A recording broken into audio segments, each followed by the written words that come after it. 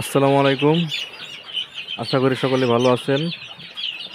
আজকে আমার ব্রুডিংয়ে মিশরের ফার্মি মুরগির বাচ্চার বয়স হচ্ছে 10 দিন। সামনে শীত, শীতের শুরুতেই যেহেতু আমরা ব্রুডিংয়ে বাচ্চা রাখছি, কারণ এই বাচ্চাগুলো বিক্রি করার পূর্বেই শীতের যে একটা চাপ সেটা আমাদের খামারে দিবে।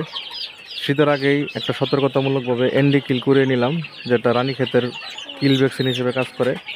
কারণ আপনারা যারা ফার্মি এবং সোনালী মুরগি পালন করবেন, তাদের মুরগিতে শীতের ভিতরে সবচেয়ে যে একটা সমস্যা হয় সেটা হচ্ছে ঠান্ডা, রানীক্ষেত এবং করাইজা।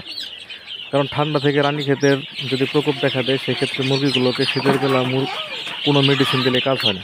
তো পূর্বেই আমি প্রস্তুতি নিলাম রানীক্ষেতের মাধ্যমে। যারা যারা সোনালী মুরগি এবং ফার্মি মুরগি পালন করে থাকেন, তারা অবশ্যই শীতের শুরুতে যদি কেউ খামার করতে চান, অবশ্যই রানীক্ষেতের যে একটা কিল ভ্যাকসিন এনডি কিল অথবা ব্রঙ্কাইটিস সহ অথবা বার্ড ফ্লু সহ পাওয়া যায়, আপনারা করিয়ে নেবেন যার যে সাধ্য মতো।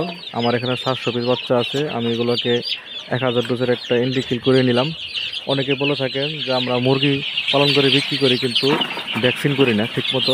এটা একদম সম্পূর্ণ ভুল ধারণা। কারণ আপনারা আপনাদের হাত পর্যন্ত মুরগি যাওয়ার আগ পর্যন্ত আমাদের কাছে যে মুরগিগুলো থাকে, সম্পূর্ণই 1 মাস থেকে 2 মাস পর্যন্ত সবচেয়ে রানীক্ষেতের বেশি চাপ থাকে। সেই সময়টায় আমরা মুরগি পালন করে থাকি। কারণ ভ্যাকসিন এবং সকল প্রকার মেডিসিন দেওয়ার পরেও আমাদের মুরগি সুস্থ রাখা যায় না। আপনাদের হাত পর্যন্ত পৌঁছানো পর্যন্ত অনেক কষ্ট করতে হয়।